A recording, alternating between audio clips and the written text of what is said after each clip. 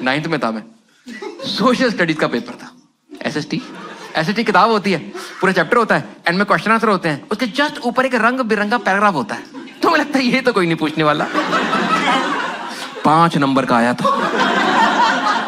मुझे आज भी क्लियरली क्वेश्चन याद। Question was right a short note on entrepreneurship. ये टर्म अभी काफी कॉमन है, 2005 में किसी को आइडिया ही नहीं था। लोगों को ये नहीं लगा कि आउट ऑफ सिलेबस है, लोग कहते ये तो क्लास ही कोई और आ गई है। एक कहता यार हमें इसरो का पेपर क्यों दे दिया है, ये तो 12वीं के बाद करेंगे ना। किसी को पता ही नहीं लिखा क्या, सब लोग बैठे सोच रहे हैं। हमेशा क्लास में एक बच्चा होगा थोड़ा कॉन्फिडेंट, मेरे पीछे बैठा था, वो खड़ा कर मैम को कहता कर मैम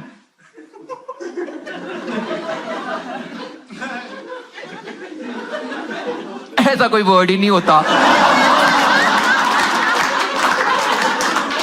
मैडम कह रही देखो डम शराज की मूवी नहीं थी, जो तू बोल रहा है ऐसी मूवी नहीं हो, लिखो चुप करके। उसकी बेइज्जती हुई, पूरी क्लास कुत्तों की तरह हंसी, बड़े मजे आए। 3 घंटे का पेपर था, 1.5 निकल चुका है। आइडिया किसी को 1 रुपए का नहीं लगा। उस टाइम तुम करते हो डिसीजन मेकिंग के, इस प्रॉब्लम को सॉल्व करना स्टेप बाय स्टेप सॉल्व करते हैं। इस प्रॉब्लम के 2 सब पार्ट है। पहला सब पार्ट के अगर सिलेबस में है और हम फुद्दू हैं तो लिखो भर दो 5-6 कापियां, क्या पता मैडम नाप के नंबर दे ही दे। और अगर आउट ऑफ सिलेबस है उसके 2 सब पार्ट्स हैं, या मैडम बुला क्वेश्चन चेंज करवा लो या बाद में ग्रेस मांगेंगे।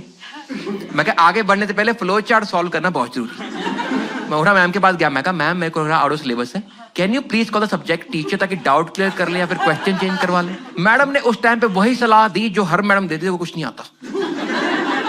कह रही बेटा आपको जितना समझ आ रहा है ना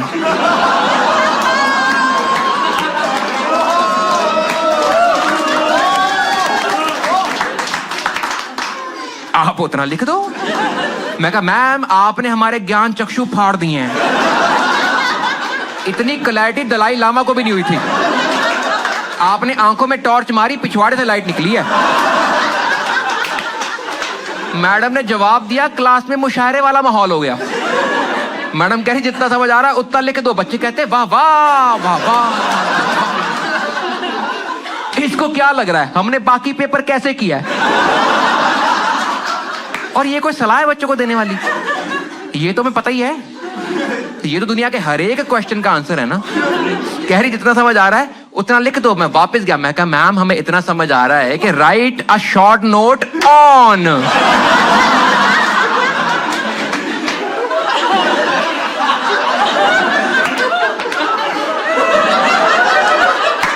उसके आगे वाला मिला के नहीं पढ़ पा रहे हम लोग। इतना समझ आ रहा लिख दो। 3 घंटे का पेपर था, 2.5 निकल चुके हैं। आइडिया किसी को 1 चवन्नी का नहीं लगा। मैं सोचा, मैं कहा आसपास देखो किसी को समझ आ भी रही है, नहीं तो जाएं कैंटीन खाएं स्प्रिंग रोल, क्योंकि घर से हर पेपर के 5 रुपए तो मिल ही रहे हैं। मैंने आसपास देखा, क्लास में लड़का था करण, टॉपर था। मैं कहा इसको पूछता हूं, अगर इसको नहीं आता फिर छोड़ दें। बाय द वे पता ना स्कूल की क्लास में 2 टॉपर होते हैं, एक टॉपर एक लड़कों का टॉपर, क्योंकि लड़कियों से हम कंपीट करते ही नहीं थे। लड़कियां बदतमीज, 92%। करण 85, मेरे 78। हमने घर पे बताए ये वाले हैं।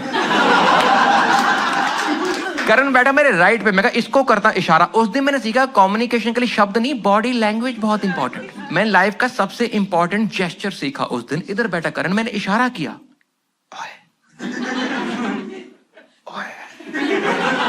एक तो इतने फुद्दू जब इशारा करे तो आवाज क्यों निकाल रहे? आवाज तो वहां तक जाती भी नहीं। लोग बिल्डिंग के ऊपर खड़े होकर करते हैं भाई साहब,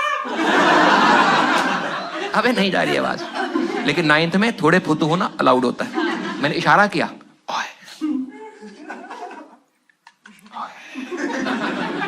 क्या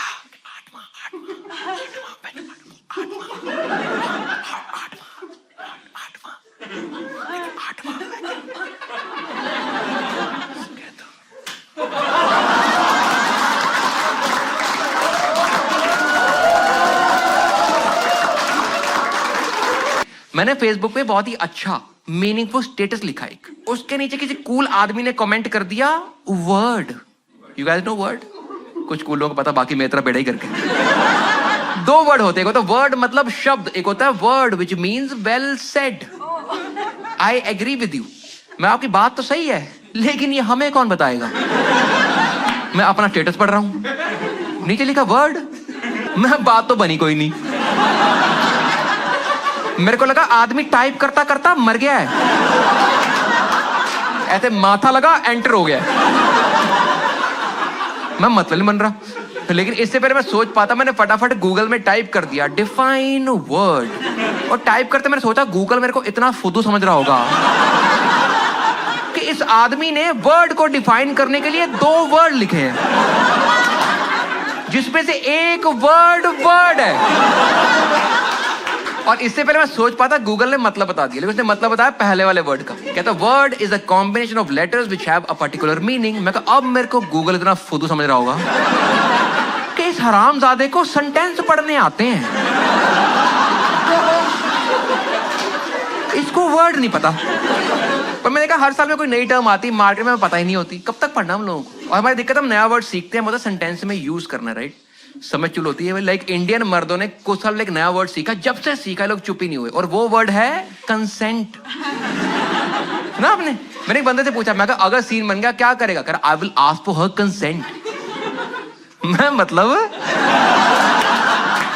कहता मैं लड़की से पूछूंगा कि उसकी मर्जी है कि नहीं है। सवाल बड़े आते दिमाग में ना मेरे एक छोटा सा क्वेश्चन था इतुजा कि ये जो वर्ड है कंसेंट, ये पिछले 4-5 साल में पॉपुलर हुआ है। जब तक ये वर्ड इतना पॉपुलर नहीं था, उससे पहले मर्द क्या कर रहे थे? रोज सुबह उठ के सोचते थे यार मेरे पास एक चीज है, ये कहां जा सकती है? ये बिजली के सॉकेट में जाएगी, ये बुलेट के साइलेंसर में जा, नहीं गर्म होता है। अबे घर जाकर ट्राई नहीं करना।